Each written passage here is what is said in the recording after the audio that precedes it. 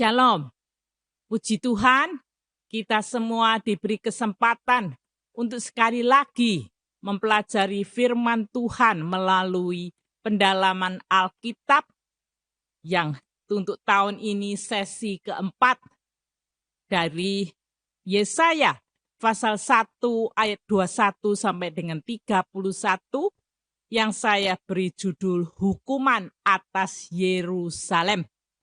Nah, sebelum dimulai, marilah kita bersama-sama berdoa lebih dahulu.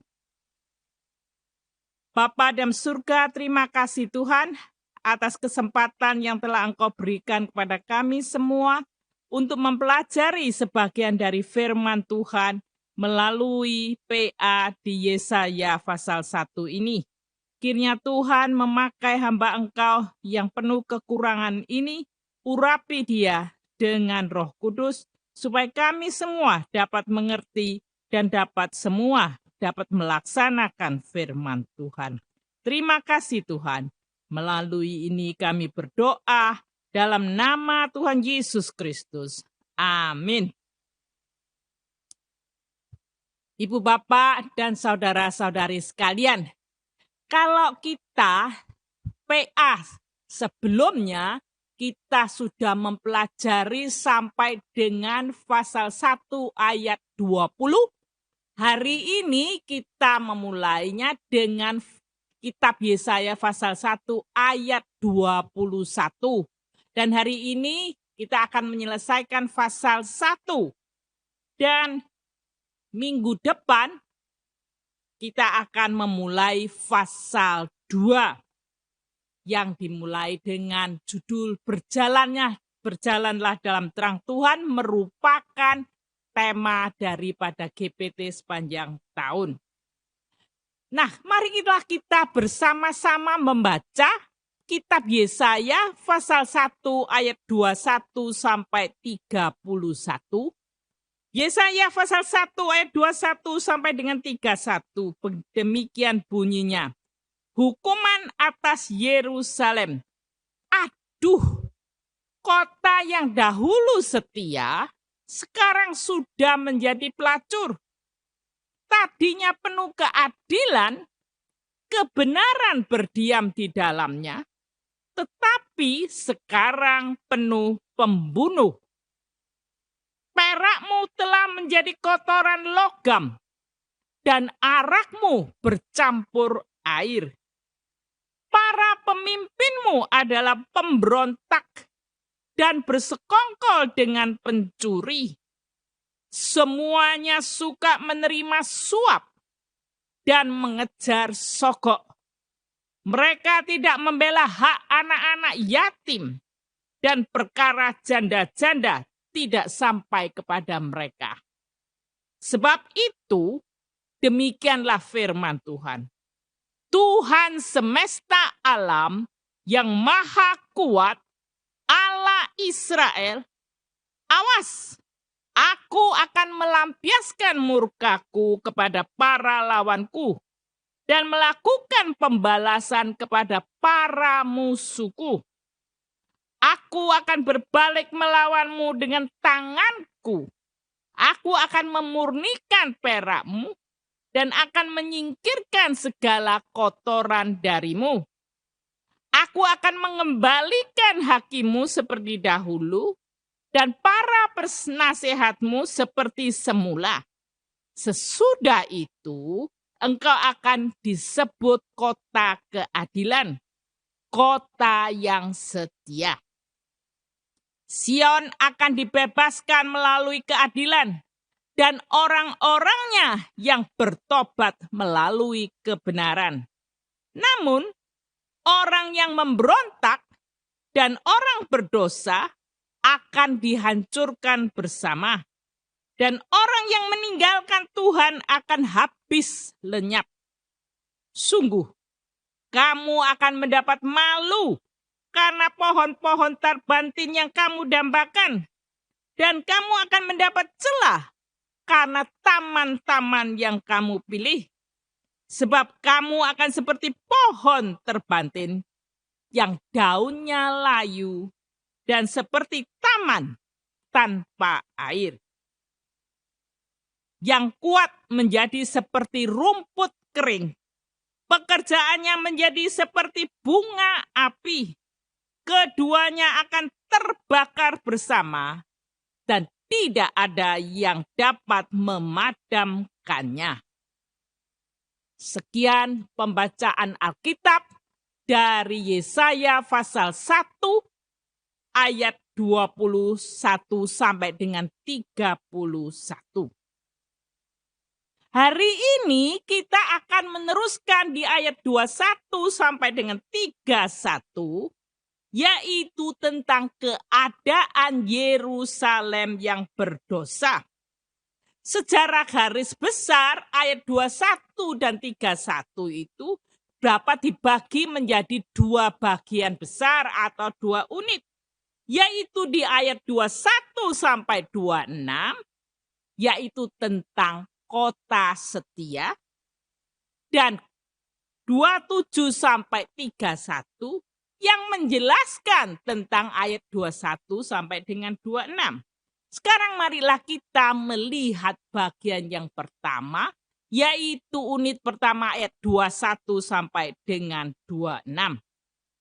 Kalau kita perhatikan ayat 21 dan sampai dengan 26 merupakan satu kesatuan. Kalau diperhatikan yaitu ayat 21 itu menunjukkan kepada kita ada kota yang setia. Dahulunya setia. Lalu ayat 26 juga menyebut tentang kota yang setia. Jadi ada kota setia di ayat 21, kota setia di ayat 26, dan di dalamnya itu menceritakan tentang kota yang setia ini yang akan kita pelajari satu unit. Nah, kalau kita melihat di ayat 21 dimulai dengan kata aduh. Loh, kalau kita mendengar kata aduh, biasanya ada orang aduh kesakitan tentang sesuatu. Aduh, apa yang terjadi? Di sini dikatakan di ayat 21 ini kota yang dahulunya setia sekarang sudah menjadi pelacur. Jadi Tuhan ini merasa berduka cita. Mengatakan aduh dengan rasa sedih. Loh, sedihnya ini seperti orang yang kehilangan orang yang dikasihi. Sudah meninggal, aduh sedih sekali. Karena apa? Yerusalem ini dikatakan dahulunya kota yang setia, kota yang baik, sekarang menjadi kota pelacur. Dengan kata lain, menggambarkan tingkah laku orang-orang yang tinggal di Yerusalem itu digambarkan dengan lebih mendetail. Mereka itu digambarkan suatu gambaran yang korup. Gambaran kota pelacur menandakan Yerusalem itu diumpamakan seperti seorang perempuan yang sudah menjual dirinya, menjual cinta untuk menjadi pelacur, gambaran korup tentang cinta seseorang. Di sini ini Yerusalem disebutkan dulunya meskipun setia, sekarangnya sudah menjadi pelacur. Tadinya penuh keadilan, kebenaran berdiam di dalamnya, sekarang penuh pembunuhan. Jadi di sini keadaannya perhatikan. Dahulu dan sekarang. Dahulu apa? Setia. Dahulunya penuh keadilan. Dahulunya ada kebenaran di dalamnya. Tetapi berubah sekarang tingkah lakunya seperti pelacur. Tidak setia lagi. Dan sekarang ini yang dilakukan orang-orang adalah penuh pembunuhan. Dengan kata lain, tidak ada lagi keadilan, tidak ada lagi kebenaran.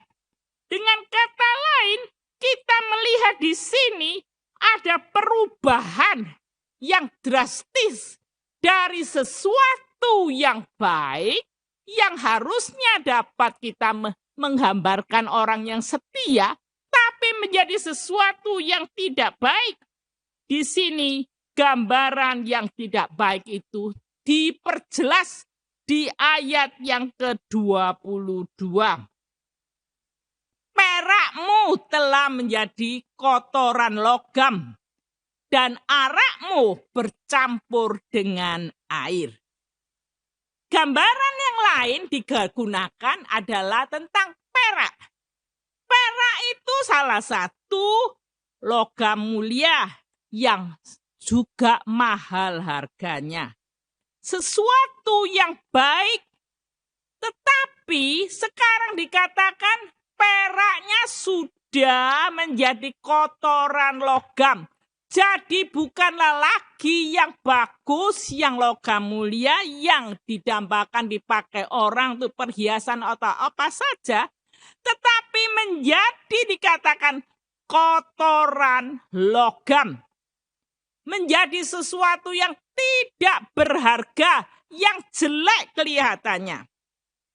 Dan dikatakan di ayat 22, arakmu bercampur air. Arak yang digambarkan di sini juga tentunya lebih berharga, mahal dibandingkan air. Sekarang ternyata araknya ini bukan murni lagi, tetapi dicampur air.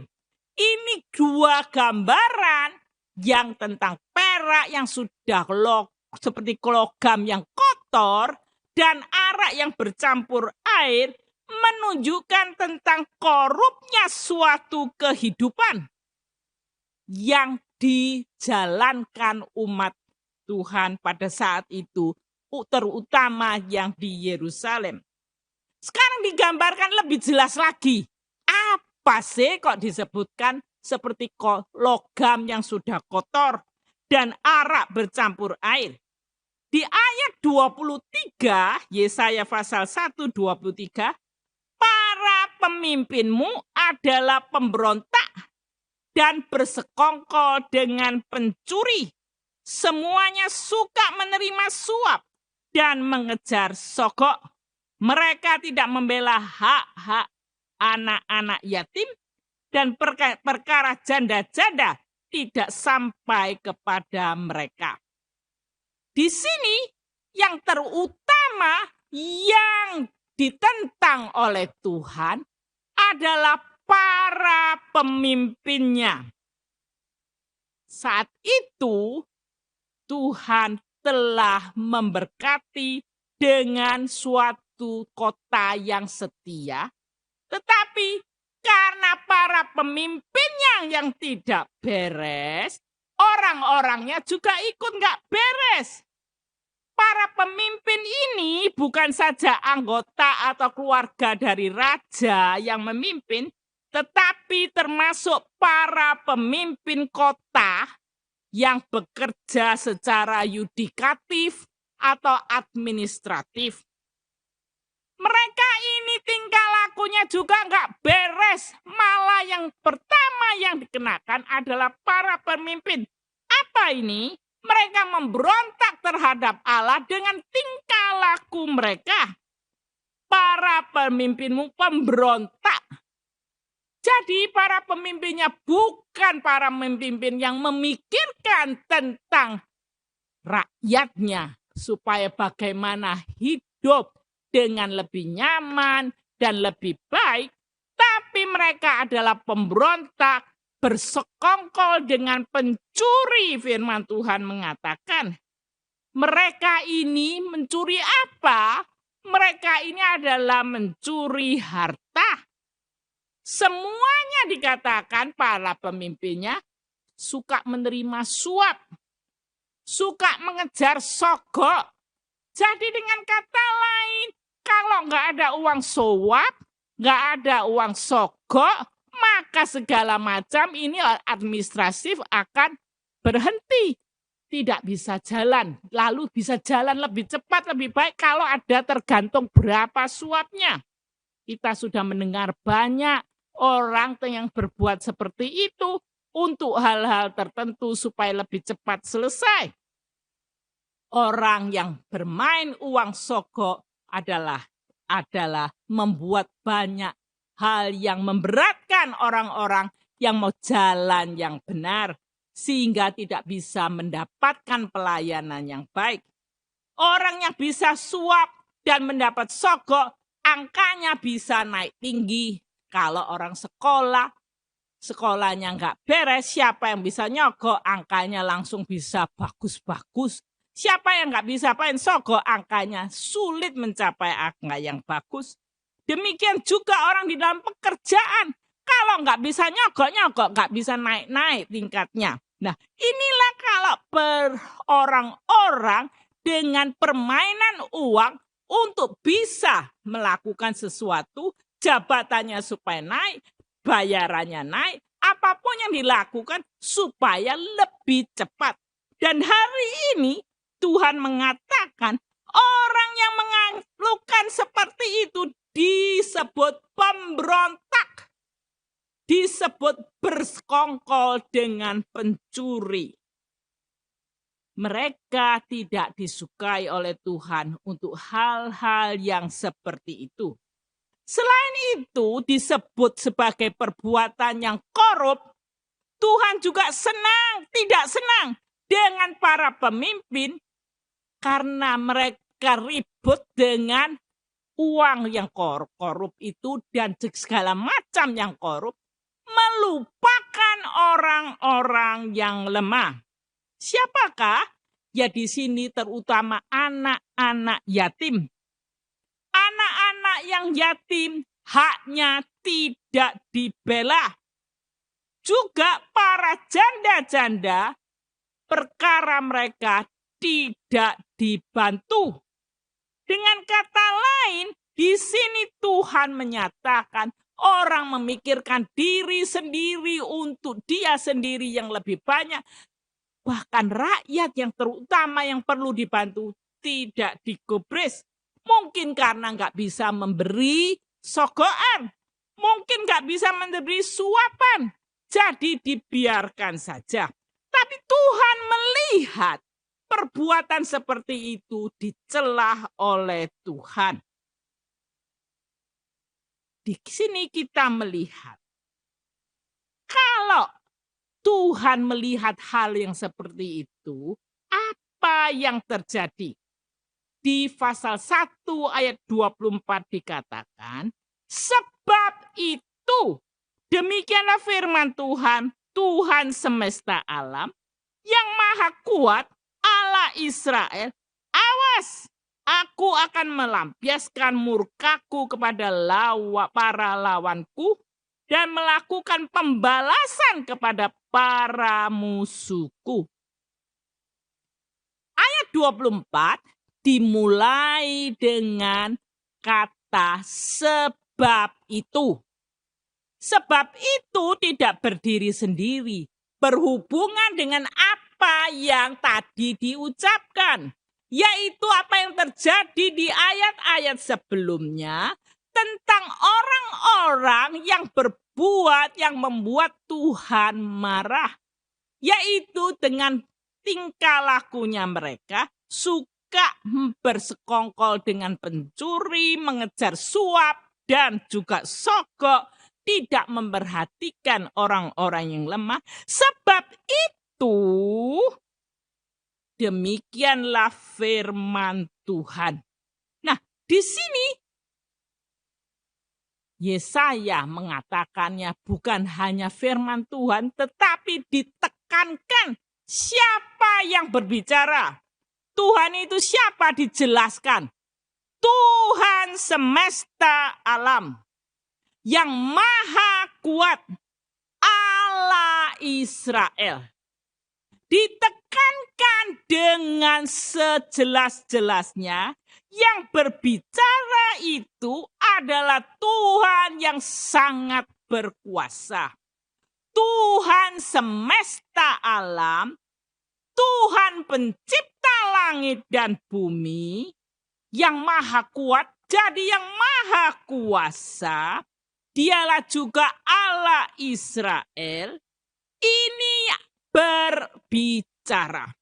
Tuhan berfirman. Menunjukkan di sini Yesaya mengumumkan sesuatu firman Tuhan yang sangat berkuasa. Itu apa yang disebutkan? Karena perbuatan para pemimpin yang tidak benar itu, Tuhan memulainya dengan mengatakan, awas. Nah, di sini disebutkan otoritas Tuhan, pencipta langit dan bumi, dan maha kuasa Allah Israel menunjukkan otoritasnya yang besar sekali. Awas. Di sini Tuhan mengumumkan sesuatu yang penting. Aku akan melampiaskan murkaku kepada para lawanku dan melakukan pembalasan kepada para musuhku. Nada pengumumannya ini sepertinya akan ada suatu hal yang sangat dahsyat yang akan terjadi. Ada perang. Perangnya ini perang suci, bukannya melawan bangsa yang lain, bukannya melawan serangan orang asing, tetapi kemarahan Tuhan di sini ditujukan kepada para pemimpin dari Yerusalem situ dan juga ditujukan pada umat Tuhan di Yerusalem saat itu. Tuhan akan menjatuhkan hukuman yang besar. Dikatakan, aku akan melampiaskan murkaku. Jadi Tuhan marah besar terhadap perbuatan para pemimpin yang seenaknya sendiri, memikirkan dirinya sendiri, dan untuk kepentingannya sendiri menyokok sana sini supaya jalannya mulus. Tuhan melihat dan tidak suka, dan Tuhan mengatakan akan dilampiaskan murka Tuhan. Dan mereka disebut sebagai lawan Tuhan. Jadi lawannya bukan orang-orang yang lain, tetapi umat Israel dan juga para pemimpinnya yang kelakuannya nggak beres, disebut lawan daripada Tuhan. Dan Tuhan akan membalas. Orang-orang yang lemah nggak bisa membalas, tapi Tuhanlah yang akan membalas. Tuhan marah. Marah bukan sekedar marah tanpa alasan, tapi Tuhan marah karena apa yang telah mereka lakukan itu membuat Tuhan marah sekali. Jadi, apa yang akan Tuhan lakukan? Melampiaskan kemarahannya dan melakukan pembalasan bagi anak-anak Tuhan yang lemah, yang tidak bisa membela Tuhan, membela diri. Tuhan membalas perbuatan umat yang tidak mau bertobat. Dikatakan di ayat 25, aku akan berbalik melawanmu dengan tanganku. Aku akan memurnikan perakmu dan akan menyingkirkan segala kotoran darimu. Di ayat ini ada perubahan yang dramatis yang kita tidak lihat sebelumnya. Di sini dengan jelas sudah disebutkan tadi para pemimpin dan penduduk Yerusalem itu disebut sebagai musuh-musuh Tuhan. Tetapi di sini disebutkan, aku akan berbalik melawanmu dengan tanganku. Sudah diberi peringatan awas akan murka Tuhan. Di sini Tuhan menunjukkan belas kasihannya. Melawan dengan tangan Tuhan, tapi juga ada belas kasihan Tuhan.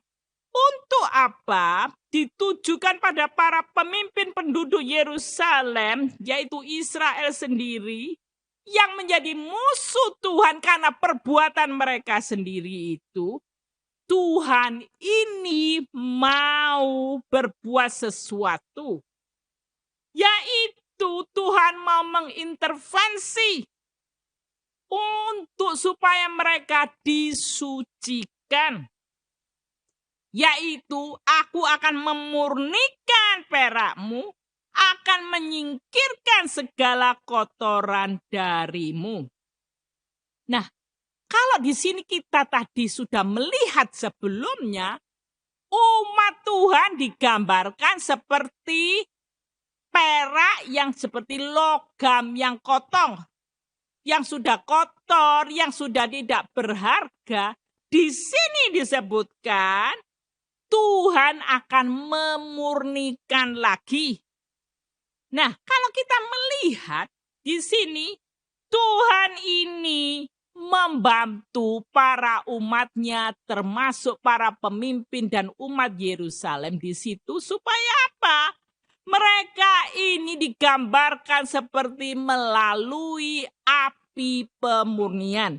Logam yang kotor supaya menjadi murni lagi dan menjadi seperti bagus lagi, harus melewati api pemurnian. Gambarannya bisa dilihat, ada api yang memasak dengan sangat tinggi suhunya untuk memisahkan kotorannya dengan yang logam yang murni itu. Nah, dengan begitu yang kotor ini yang di atas bisa dibuang menjadi logam yang murni lagi. Dan di sini yang di atas disingkirkan supaya menjadi logam yang baru lagi. Gambarannya umat Tuhan ini dilewatkan api pemurnian supaya apa? Dimurnikan lagi. Jadi gambaran kehidupan umat Tuhan di Yerusalem saat itu yang korup, yang terkontaminasi dengan berbagai hal yang berdosa, digambarkan seperti perak yang menjadi logam yang kotor. Di sini ini akan melewati suatu api yang sangat menyakitkan. Dengan melewati api yang menyakitkan ini, mereka dapat belajar untuk bertobat, menghilangkan semua kotoran kehidupannya. Setelah melewati itu, di ayat 26 dikatakan, aku akan mengembalikan para hakimmu seperti dahulu, dan para penasihatmu seperti semula. Sesudah itu engkau akan disebut kota keadilan, kota yang setia. Dengan kata lain, kalau sudah melewati pemurnian di ayat 25, di sini ini ada perubahan. Setelah melewati pemurnian ini, lalu Tuhan mengumumkan tentang keselamatan.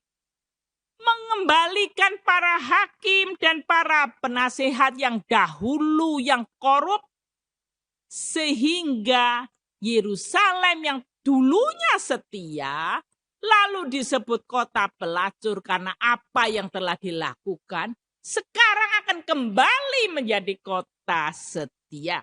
Kita harus memperhatikan urut-urutannya. Penting sekali, nggak bisa langsung berubah.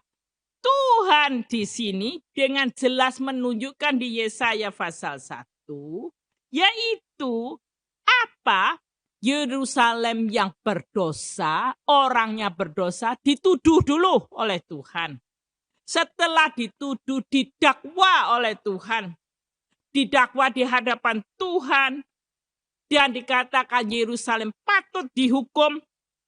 Mereka juga mengalami murka Tuhan yang Maha Kuasa. Dimurnikan kehidupannya yang korup. Baru setelah itu kehidupannya dikembalikan. Maka ada kata di pasal 26 ayat bagian B, Sesudah itu engkau akan disebut kota keadilan, kota yang setia. Jadi setelah mengalami itu tadi, baru bisa kembali pada kota yang setia. Dari sini kita bisa melihat kota dan rakyat Yerusalem, mereka ini bersama-sama sudah melewati api. Mereka akan bersama-sama melewati penderitaan. Api penyuciannya yaitu seperti memurnikan logam yang kotor. Lalu tanpa diskriminasi semua akan melewati masa yang sulit itu. Dipanaskan, dihilangkan yang kotor. Yang tertinggal yaitu orang-orang yang benar. Yang sudah dibenarkan melewati api pencobaan dan pemurnian. Dari sini kita melihat dua hal di ayat 26. Para pemimpin yang dahulunya berontak di ayat 23 disebutkan, para pemimpinmu ada pemberontak bersekongkol dengan pencuri. Mereka ini semuanya yang suka menerima uang suap dan bersekongkol dan mengambil sogok, tidak membela anak yatim dan perkara janda, mereka ini akan dikembalikan seperti semula di ayat yang 26. Dikembalikan seperti semula itu apa? Ya seperti dahulu sebelum berdosa. Yaitu mungkin mereka seperti pemimpin yang dahulu di masa Raja Daud. Dan kita tidak lihat di sini mereka ini sudah berubah. Jadi setelah itu berubah menjadi kota keadilan dan kota yang setia. Jadi reputasi kota pelacur itu berubah menjadi kota keadilan dan kota yang setia. Bukan hanya terjadi begitu saja, tetapi melewati hukuman yang memurnikan dan restorasi dari Tuhan dan restorasi para pemimpinnya dengan adil. Dan dari sini kita belajar. Terkadang kehidupan kita pun perlu mengalami restorasi. Terkadang Tuhan menggunakan teguran yang keras supaya umatnya bertobat, supaya kita semua dimurnikan lagi, datang kepada Tuhan, dapat diterima Tuhan. Sekarang kita melihat bagian ayat 27 sampai 31. Ayat 27 sampai 31 ini kalau kita melihat bisa dibagi menjadi dua lagi, yaitu ayat 27, 28 dan 29, 31. Ayat 27 dan 28 ini adalah sesuatu yang menunjukkan Sion akan dibebaskan melalui keadilan dan orang-orangnya yang bertobat melalui kebenaran. Namun orang yang memberontak dan orang berdosa akan dihancurkan bersama, dan orang yang meninggalkan Tuhan akan habis lenyap. Di sini Sion dan orang-orang yang bertobat akan dibebaskan. Tetapi orang yang tidak mau bertobat, yang terus memberontak dan berdosa akan dihancurkan.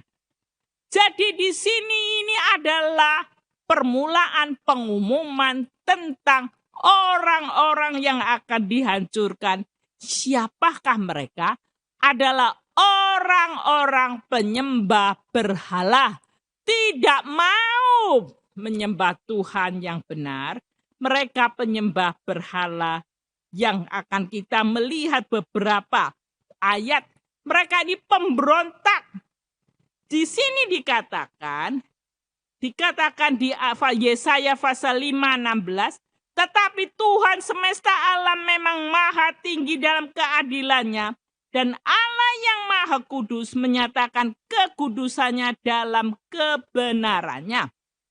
Jadi Allah yang Maha Kudus, Tuhan pencipta semesta alam, yang maha tinggi keadilannya, dia juga maha kudus. Kudus dan benar. Apa yang dilakukan umat Tuhan? Di sini di fase ayat 27-28.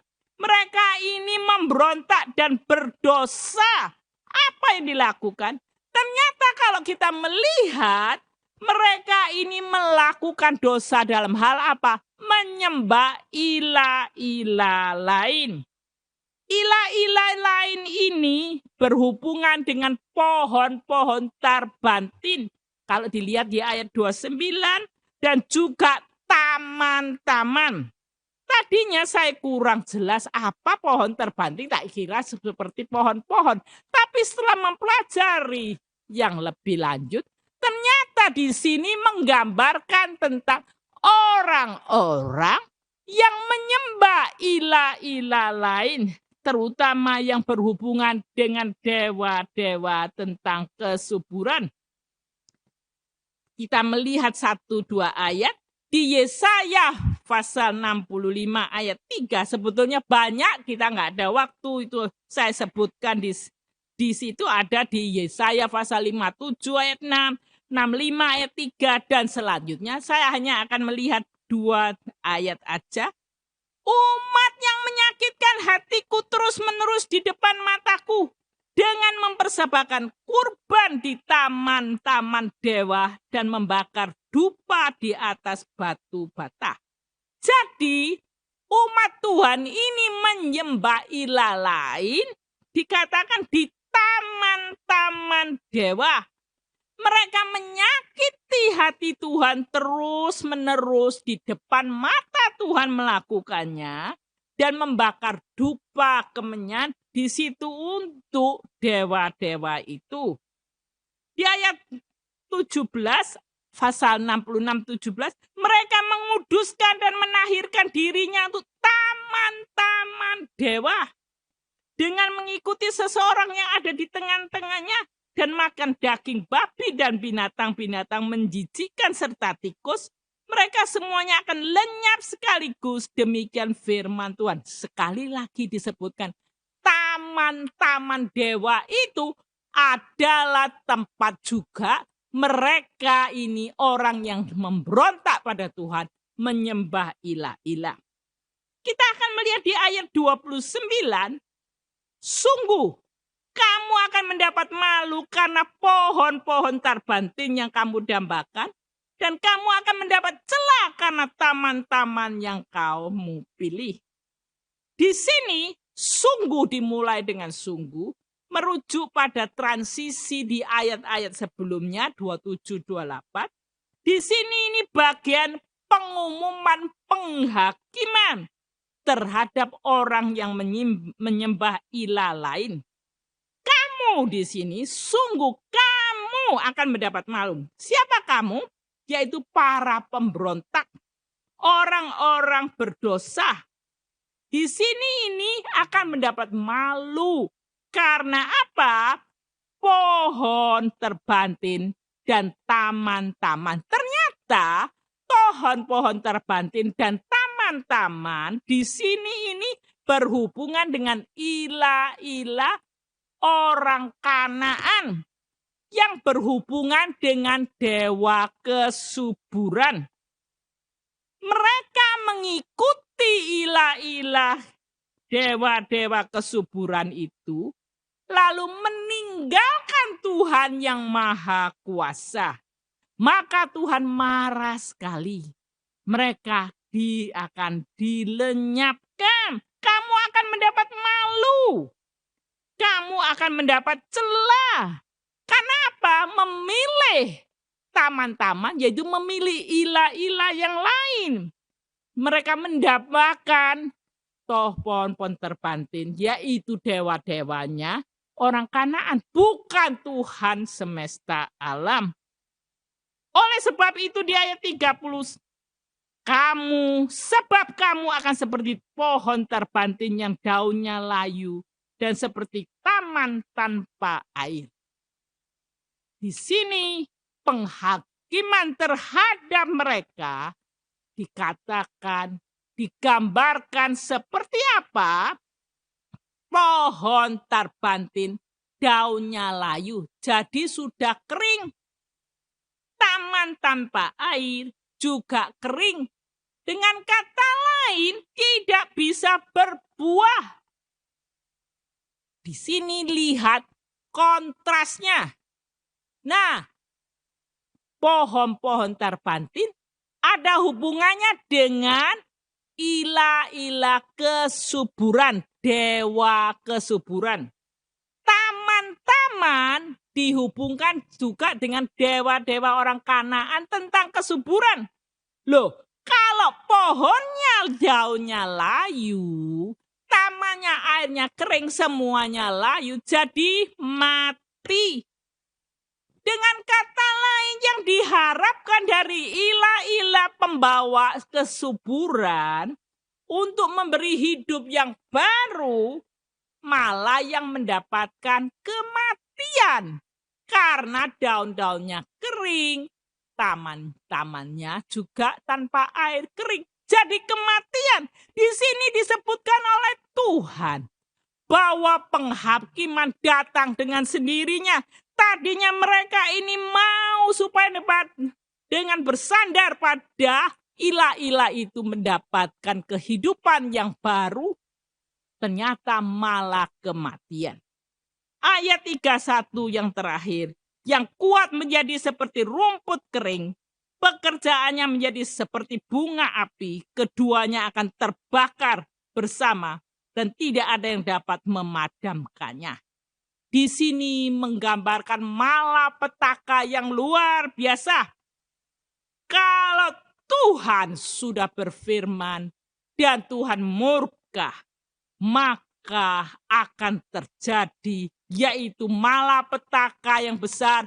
Mereka akan dilenyapkan dengan api.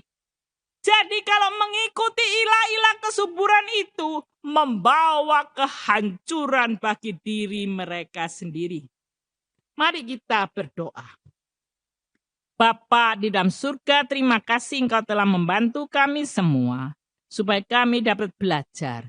Tuhan menjadi orang yang takut pada Engkau di dalam setiap langkah kehidupan kami.